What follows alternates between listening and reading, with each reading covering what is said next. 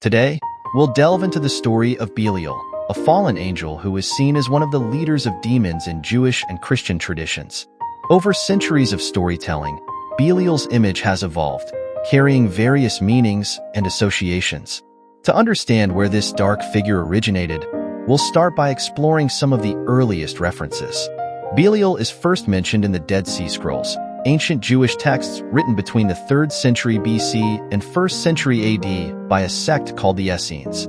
Here, Belial is depicted as the spirit of wickedness or impurity, embodying chaos and corruption in opposition to God's order. Moving into the 1st century AD, the apocryphal books of Enoch describe Belial as one of the leaders of the Grigori, a group of fallen angels who lusted after human women and produced a race of giants. These early stories suggest that Belial played a significant role in teaching humans how to make weapons of war, sowing discord and strife across the earth. Even in these ancient sources, Belial represented evil, violence, and the corruption of humanity. The Book of Jubilees, dating to the 2nd century BC, pairs Belial with Azazel as the two angels responsible for leading humans astray by teaching them forbidden knowledge. Both angels are said to be imprisoned in darkness until Judgment Day, solidifying Belial's role as a rebel against God, intent on corrupting holy wisdom. In early Christianity, Belial's role became even more sinister. The Testament of Solomon, written in the 1st century AD, features King Solomon commanding demons to build his temple. Belial, referred to as the Lawless One and Prince of Lawlessness, refuses to follow Solomon's commands, symbolizing spiritual anarchy and wickedness. This portrayal of Belial as the embodiment of chaos would persist. The earliest and most significant mentions of Belial come from the Dead Sea Scrolls and apocryphal Enoch literature, where he is established as a leader of fallen angels who tempts humans into vice and disorder. However, his role would expand further in later Jewish and Christian texts. In the canonical Bible, Belial is named only twice, both in the Old Testament. The first mention is in Deuteronomy 13 verse 13, where the people of a town are instructed to stone those who try to lead them away from Yahweh to worship Belial. Here, Belial represents false worship and idolatry in opposition to God. The second mention is in 2 Samuel 22 to 23, where King David praises God for delivering him from his enemies, the children of Belial. The phrase children of Belial became synonymous with worthless fellows or scoundrels, cementing Belial's role as a symbol of wickedness, lawlessness, and villainy that God's chosen people must avoid. Some scholars believe that Belial is referenced in a few other Old Testament passages, though not by name. For example, Proverbs 15 verse 8 condemns sacrifices made by the wicked as an abomination to God, potentially referring to devotion to Belial. Similarly, the prophet Zephaniah warns against those who worship the host of heaven on the housetops, which some interpret as an allusion to following Belial and fallen angels instead of God. In summary, biblical references depict Belial as the archetype of evil, idolatry, and rebellion against God, though he remains a subtle figure rather than a central character. These references helped establish his role as a key demon and devil figure in post-biblical Jewish and Christian tradition. It's in post-biblical tradition that Belial's role truly expands. Many apocryphal texts from the Second Temple period elaborate on Belial's mythology. The Book of Jubilees portrays him as a leader of the fallen angels alongside Azazel, while the Apocalypse of Abraham casts him as the prince of the fifth heaven, still rebelling against God.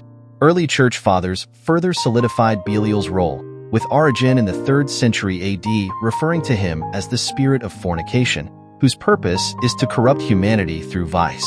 By early Christianity, Belial had evolved into the archetypal demon of both spiritual wickedness and earthly vices like lust, greed, and apostasy, embodying relentless opposition to God's will. Jews also increasingly associated Belial with Satan, viewing him as a source of sin, hardship, and suffering in the world. This brings us to Belial's role in medieval demonology texts. Throughout the Middle Ages, grimoires and demonology compendiums gave Belial a fuller personality and backstory. In the pseudo-biblical Book of Enoch, Belial leads 200 fallen angels, known as the Shemaiah, in their descent to earth, where they corrupt humanity by teaching forbidden knowledge. This text significantly expands Belial's influence. In the Testaments of the 12 Patriarchs, written between 70 and 130 AD, Belial is portrayed as the spirit of anger and wrath, aiming to turn people away from God through conflict and immorality. He even appears before the throne of God to accuse humanity, further reinforcing his image as a devious and malevolent accuser. By the time we reach early grimoires like the 17th century Lesser Key of Solomon, Belial has become the undisputed ruler of the first of the 9 orders of demons, commanding 66 spirit legions. He is described as appearing in human form, sometimes as a handsome king and other times as an ugly warrior, always ready with false flattery and claims of special knowledge to deceive. He promises riches and power, but ultimately seeks to lead humanity into irreverence and godlessness through apostasy and materialism. The Goetia, another famous medieval demonology text, also gives Belial sovereignty over the first group of demons. Some texts even elevate him to the rank of a prince of hell or king, cementing his role as the embodiment of spiritual corruption, pride, and unchecked rebellion against God.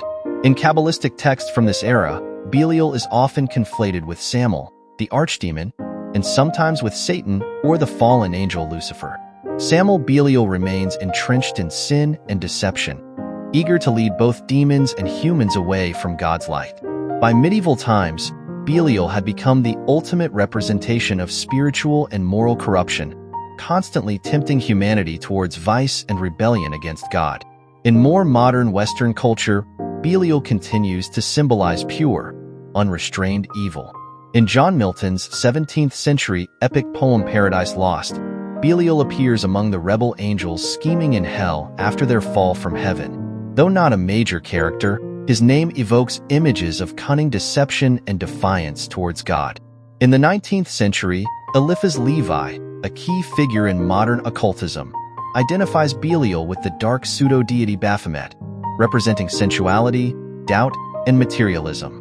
He warns that devotion to Belial leads to moral and spiritual decay, undermining both divine and civil law. In the 20th century, Belial remains a potent symbol in occultism.